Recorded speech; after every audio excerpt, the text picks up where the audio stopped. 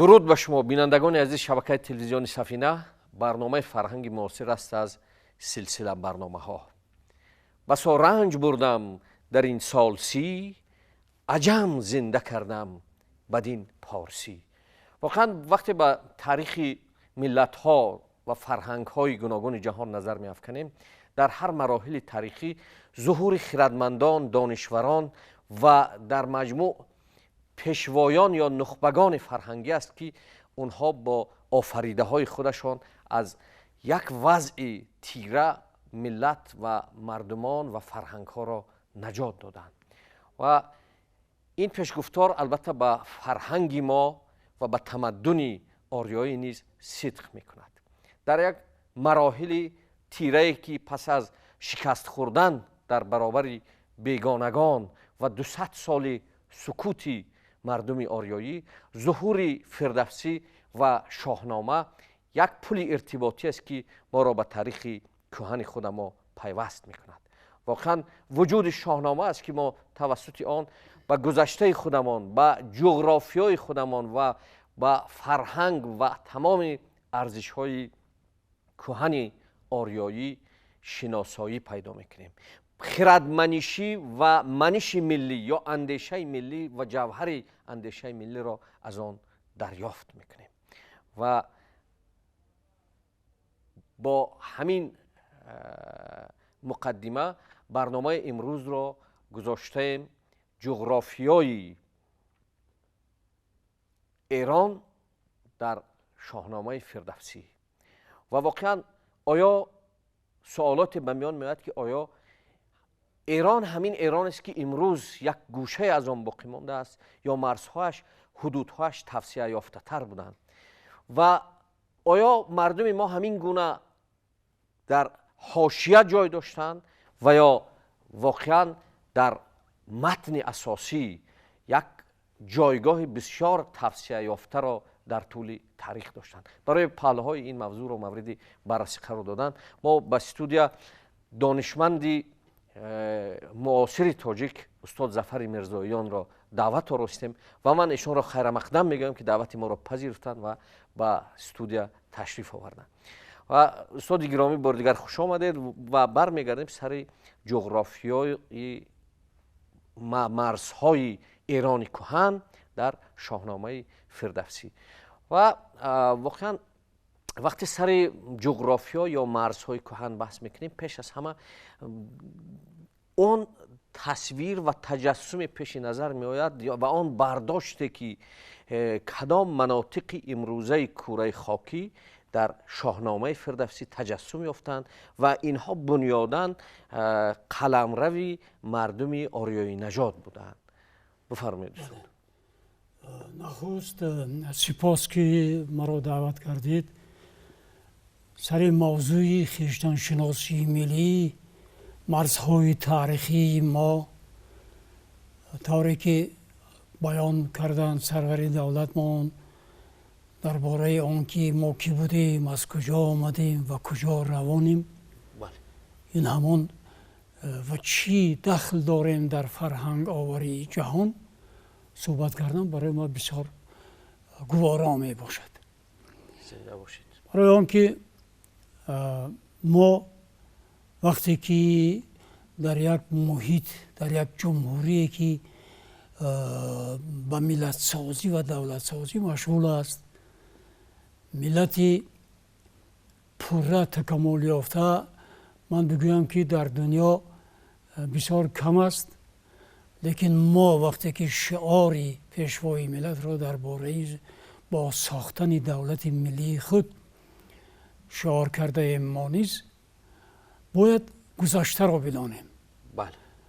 و گذشته ما اگر شخصی که بسیار ژرف نگر باشد در خواهد یافت که اینقدر گذشتگان ما را، چون که تاریخ ما را اساساً بیگانگان نوشتند. بله. و بجز از استاد باباجان غفوروف، بجز از چندین دانشمندان دیگر و سرور دولت ما نیز کتاب نوشتن تاجیکان در مسیر تاریخ، اینها اثرهای زمانی نوند بله. و در آن جستارها آمده است که ما از کجا آمدیم. لیکن وقتی که ما میخونیم کتاب های دیگر را میبینیم که مثل همان گلیمی که هر کی به طرف خود میکشد، به طرف خود کشیده از هویت ملی ما هویت سازی کردند، یا خود با اشتباه ها رفته گذشته ما را وارونه چپه نشان دادند. ما باید اینقدر هنری داشته باشیم که در خصوصا زمان بسیار هم عجیب لیکن باز در عین زمان خطرزای جهانی شوی خود را گم نکنیم. بله. بر تاریخ همین است. اما وقتی که درباره فرهنگ خود، ادبیات هزار ساله خود سخن میگوییم، بگذار اونا هم و همینطور هم هست. استاد ابوالله رودکی را مثلا پدری نظم فارسی تاجیکی میدانند و ما نیست مثلا خوب حکیم فردوسی توسی را از خود میدانیم، چون که بیشتر آنچه که فردوسی نوشته است و حتی آیین زرتشتی که وجود دارد در کشور ما ظهور کرده است. ظهور زرتشت از دریای دایتیک در اینجا آبتنی کرده است، زرتشت یعنی آب بازی کرده است، شستشو کرده است و در همین وقت فرشته وهومن پیدا شده، گفته است که تو را با اهورامزدا تو را با پیامبری پذیرفته است. و ندانستن همین سرگذشت مردم را، جوانان را به گمراهی میبرد و همدیگر را نشناختن. برای مثلا خویشتن شناسی ملی همدیگر شناسی لازم است. وقتی که دلیل ها باشد میشود یک بگذار مثلا یک برادری مثلا در ایران زندگی میکرده اگر وقتی که میگفت ما این سخن ها را برایش که میگفتیم که ما البته تاجیکیم، شما مثلا فارسید، اما تمام سرگذشت ما یک جا است، تا زبان ما یک جاست، باید او را خانه کرد از این. و بنابراین رو به حکیم فردوسی شاهنامه بزرگ وقتی که میاریم اونجا اینقدر دلیل ها زیاد است که هیچ ناگفتنی. مثل که در گمان میکنن که شاهنامه طوری که ما بارها هم گفتیم، حکیم فردوسی میگه که تو این را دروغ و فسانه مدان و یکسان رویش در زمانه ندان، از او هرچی اندر خورد با خیرت مگر بر رهی رمز معنی برد. یعنی وقتی که او میگه دیو، اژدها و دیگر میگه تو اینا رو افسانه ندان، من به طریق رمز گفتم به تو. وقتی که آنهایی که به آیین زردشتی گراییده بودند، یعنی همون زردشتی پرست بودند، آتش پرست، این نادرست است. بله. آتش پرست نبودند، با سمت آتش نماز میخوندند، یکی خدا را یگانه اهورامزدا میدانستند. وقتی که میگویند خب پس اینها در حتی همین دین شناسی هم خیلی کارهایی را کردن که بعد دینهای دیگر از اونها اخذ گرفتن و استفاده میکنن. مثل همان سخنی مثلا پندآموز سگانه ای که در اوستا آمده است، پندار نیک، گفتار نیک، کردار نیک. اگر انسان این سه فلسفه را در خود داشته باشد، این بهترین انسان می شود.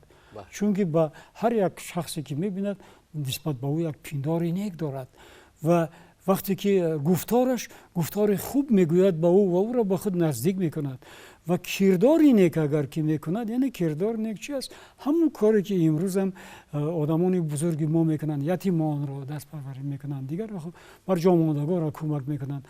همین سه اصلی آریایی میگن، همین را که باید دانست. و وقتی که ما را که وقت تورانی بنامند، تماما از فرهنگی مثلا ایرانی باستان جدا که بگویند، این خیلی نادرست. در برآمد پیشوای ملت گاه گفته است خویشتن شناسی ملی و خودآگاهی تباری. ببینید در همینجا گفته یعنی خودآگاهی تبار، ما بدونیم که از کدام تباریم، از کجا آمدیم. شاه ما این پایتخت ها در زمان پیش مهم نبود، اگر گاه استخر بود این در این طرف ما مرزبان ها بودند. مرزبان شاه بود. بله. مرزبان شاهی تا اندازه به همین کازاک های روسیه مانند بود، یعنی یک سرور بود و یا همش اسب داشتن، در دیوار شمشیر آویختگی بود.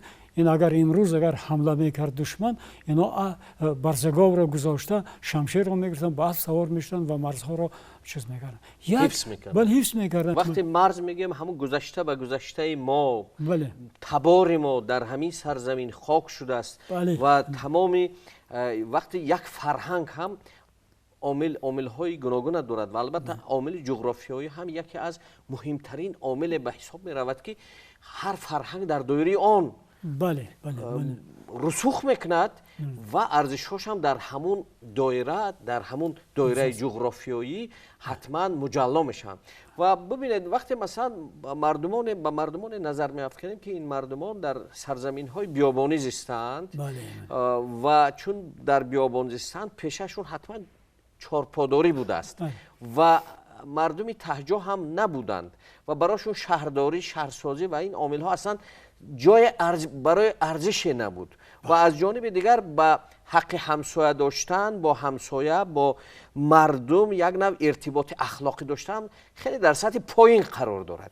و این مردمانی که در سرزمین های سردریا و سر آب و علف که اصلا پیششون کشاورزی بود و گذشته به گذشتهشون از همین سرزمین رویده، در همین سرزمین بزرگ شده و در همین فضا بله نفس گرفته، از خاک و آب و باد این سرزمین جسمشان سخت شده پایدار گردیده است. فکر میکنم که بومیان همین سرزمین بودند. و اکنون بسیار پوزش میخواهم که مرزی شاهنامه، مرز ایرانویچ که در شاهنامه افاده می‌یابد، تا کجا مخالف برای اون عقاید امروزه هست که واقعا میگویند که این مرز همین سیر و آمو اصلا مرز توران بوده است. و آیا اینها یک نوع مغرضانه بررسی های نیستند که به خاطر هدف های سیاسی، به خاطر هدف های همین کوچک کردن اصلا یک قوم صاحب فرهنگ جهان، بله و اینها را به حاشیه راندن، مگر اینا غرض نیستند به نظر شما؟ غرض است، البته غرض است و بسیار باید دانست و خواند که یک شخصی که چون که مثلا رساله های علمی نوشتن، مثلا توران، بله خب و همین توپانیمی که چیزا کار کردن که ما را توران بنامند و آریایی های کوچی. حالا که شما فرمودید بسیار خوب در اینجا مسئله رو با میان گذاشتید، برای آنکه آریای کوچی ما را در نظر دارند، حالا که تمام گذشتگان دوری ما همه دهنشین و شهرنشین بودند و دهقان بودند. به گفت فردوسی بله کشتورز بودند. و برای کشتورز بودن ما بجز از سخنهای شاهنامه، چون وقتی ما البته محدود است، ما شعر تمام داستانها را آورده نمیتوانیم، لیکن همین است که مثل مادری زردوشت که اصلا هیچ بود، دوغزوبه بود، بله یعنی شیردوش. بله خوراک مردم ما اساساً خوراک شیری و علفی بود. بله ما حتی در نوروز یک بار یگان چاربا را کشتن اجازت بود، دیگر اجازت نبود چاربا را کشتن. بله. و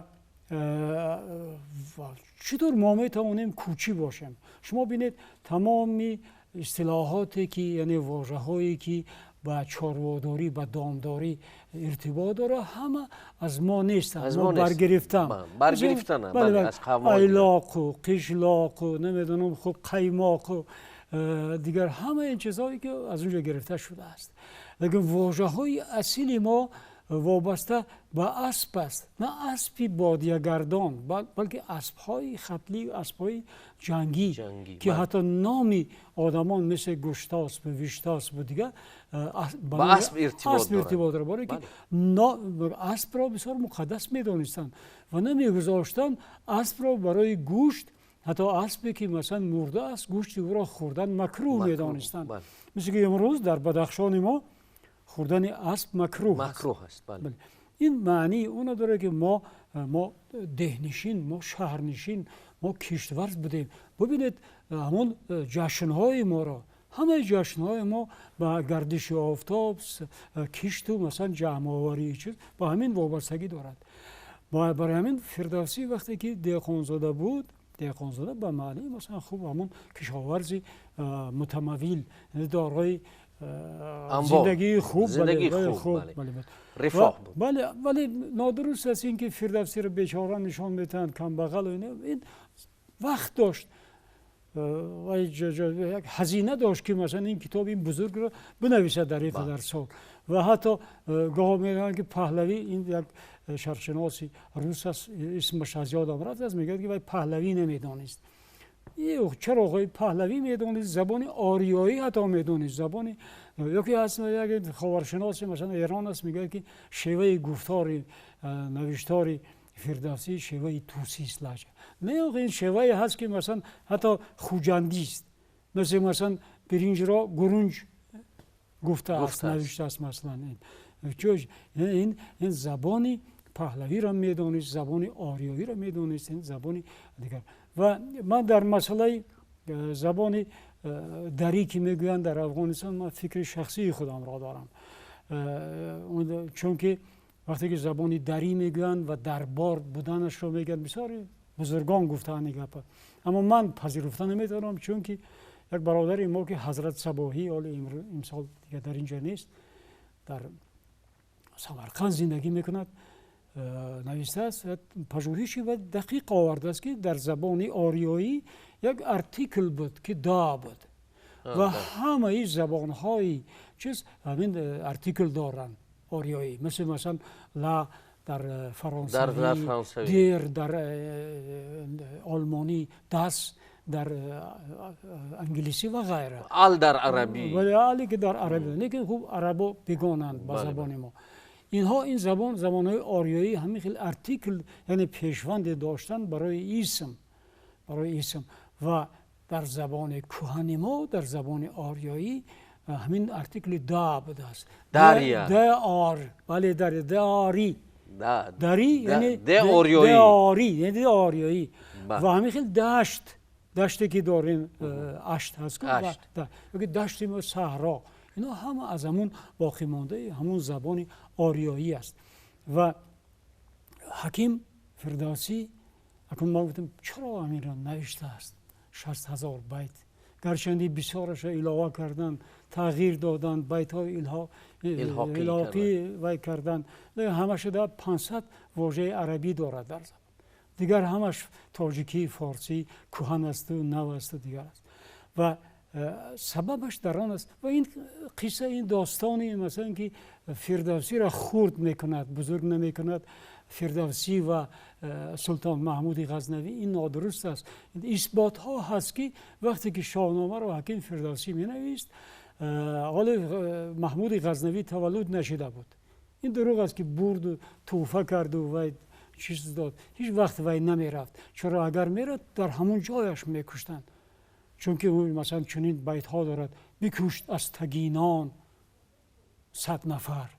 این از سبکتگین بود، یعنی سخنها دارد. و ما باید ببینیم که چرا فردوسی شاهنامه را سرود. شاهنامه، ما یک صحبتی داشتم با مؤلفی من آریایی هم، مسعودی سپند خدا رحمت کند، و صحبت داشتیم، گفتم که اگر اسماعیلی سامانی نمی بود، شاهنامه هم نبود، چون که محافظ داشت، یعنی سرپرست داشت، سایبان داشت که اسماعیل سامانی سایبانی کرد و این اثر را نوشت، بسیار با یک جرأتی بلند. و باز الهاقی کردن. ببینید یک چیز را پیوستن که گویا حکیم فردوسی یوسف و زلیخا نوشته است. این نادرست است، هرگز نمی نویست.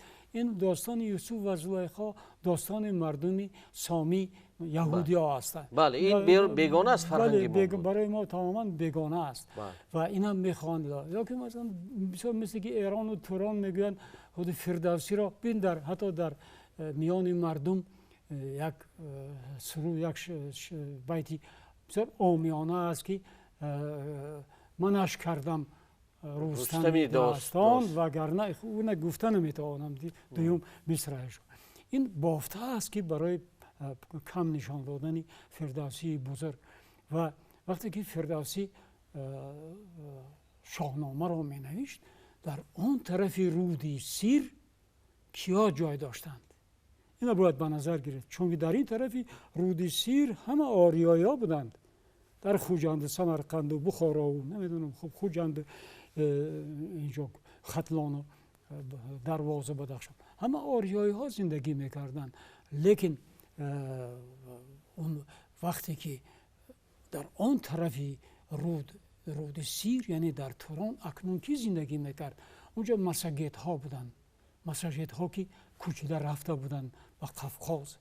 اونجا خوب الان ها بودن، آستین ها. اونجا خوب سکایی ها بودن که قسمت به ایران امروزه، افغانستان امروزه و اشکاشمی بدخشان اینجا کوچ کرده رفتن و خوب سکایی ها و اینا بودن. و ما در اونجا خمیده بودن ترکان بودن، ترکا، لیکن بعد از این ترکا علاقه در زمان فردوسی قراخانی ها، قراخیتایی ها، اینجا مثلا ترکانی سبکتگینی ها، اونا دیگه پا بلند کرده بودن، دست بلند کرده بودن و بنابراین فردوسی قصدن عمدن در همون بین تورانی ها مثل افراسی ها اینا را خوب ترک میگوید.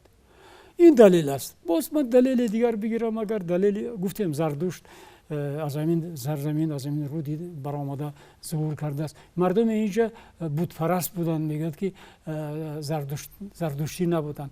دلیل های خیلی زیاد است که این مردم ما زردشتی بودن. بله، برای آنکه در شاهنامه آمده است کیخسرو وقتی که از توران برمیگردد، بعد توران را اشغال کردن، سر میکند به آزاد کردن سرزمین ایران. در شاهنامه آمده است و میاد و در هر یک آتشکده اونجا نماز میگذارد. در یک شب در بخارا 7 شب و 7 روز میماند در آتشکده بخارا و میکند، یعنی کیخسرو، و همین سرزمین های مثلا ایران آزاد میکند. ولی اگر دانشمندان نکته‌گیری نکنند، بله یک وقت مرزهای ایران و توران را رود آمو کرده بود، چون که در این بین جنگ های 100 ساله‌ای که با ساوشاه صورت گرفته بود دیگر نمیشد با راه دیگر صلح بسته. برای همین صلح کردن ساوشاه، همون شابه چسماق، و اونا گفتن که خب شاهنشاه گفت که مرزهای ما و شما آمو، اونا را دادن این مرزها را. لیکن این دیگر در زمانهای آخر بود، در زمانهای پس از حمله مغول و اینها بود. نه همین سیری تاریخی، سرگذشتی بسیار اشکباری مردم تاجیک، اینا علاهیده نوشتن و گفتن بسیار دور و دراز وقت رو میخواد. من علاقه با یک جرأت گفته میتوانم که علامه باباجان غفور در کتاب تاجیکان گفته است که شاهنامه این اثری تاریخی است. این را پیشوای ملت ما گفته است که شاهنامه اثری تاریخی است. چرا ما با همین گونه اثر تاریخی تکیه نکنیم، مثال نیاریم؟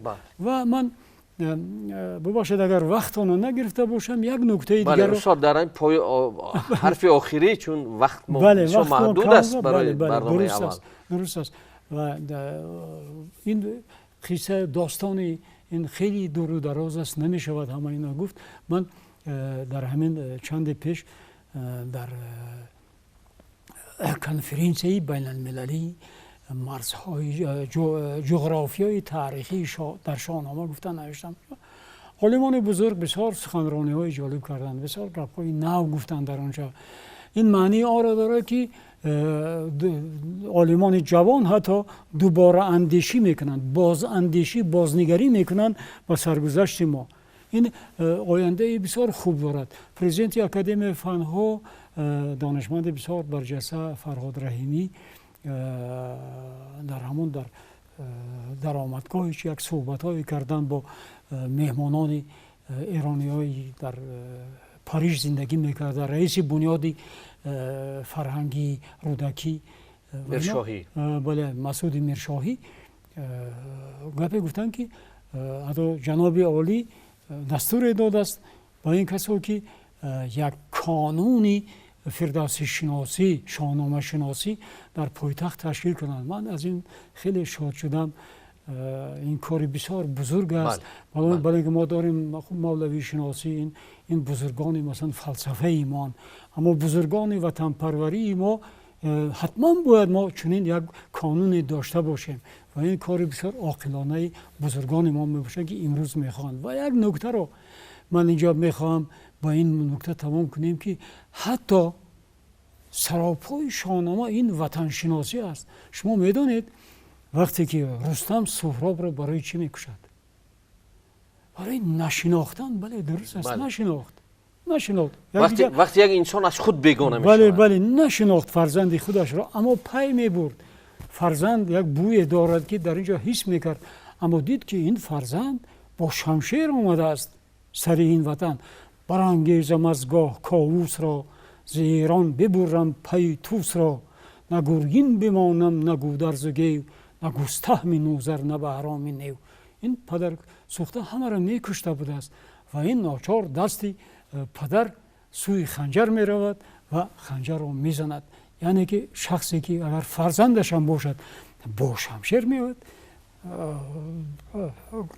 родмарде чун рустам наметавонад осуда бошад. ман ба ҳамин мехоҳам. бале ва ташаккури зиёд шуд. ман фикр мекунам ин гузориши шумо як гузориши бисёр илмӣ, бисёр ҷолиб, бисёр муассир ва бисёр арзишманд буд ва умедвор ҳастам ки мо тавониста бошем ба бинандаи азиз мо як огоҳие дар мавриди бозшиносӣ марзҳои таърихиамон ки таҷассум ёфтанд дар шоҳномаи бузурги фирдавсӣ як огоҳие дода бошем ва агар ин рисолатро анҷом дода бошем, ман фикр мекунам ки ҳатман як рисолати бузургеро барои так-таки фарзандои ин миллат ҳам анҷом додем. ва аз шумо бори дигар аз ҷониби бинандаи азизи шабакаи телевизиони Сафина изҳори сипос мекунам ва ман умедворам ки дар барномаҳои баъдӣ ҳатман дар мавзӯи шоҳнома фирдавсӣ ва худшиносии миллӣ дар шоҳномаи фирдавсӣ мо бо шумо дар иртибот хоҳем буд. ва бори дигар изҳори сипос. ва сипос ба шумо. бинандаи азиз, اون چی ما ارائه کردیم واقعا یک بازشناسی خودی ما است. باید با تاریخ گذشته نظر افکنیم که ما کی بودیم، در کدامین سرزمین ها بودیم، از کدامین تبار بودیم، چی فرهنگی داشتیم، برای جهانیان چی آورده ایم که همچون دستاورد فرهنگی این قوم این تبار است. و واقعا اگر توانسته باشیم همان روحیه بیداری، ارزشمندی، زندگی شناسی در خود تجسم کردن جهانی که در ارزش‌های قبلی و کهن ما بودند و اینها بسیار خوب و مجلا در شاهنامه بزرگی فردوسی بزرگ تجسم یافتند، اگر اینها دریابیم بار دیگر میتونیم در سطح جهانی جایگاهی قبلی خود را دوباره برقرار کنیم. باز میتونیم که در صدر ملت‌های فرهنگی جهان باشیم و باقی روز و روزگار شما خوش و خوشایند. خیرات یار و مددگار شما. پاینده باد تاجیکستان عزیز. پدرود تا درود دیگر.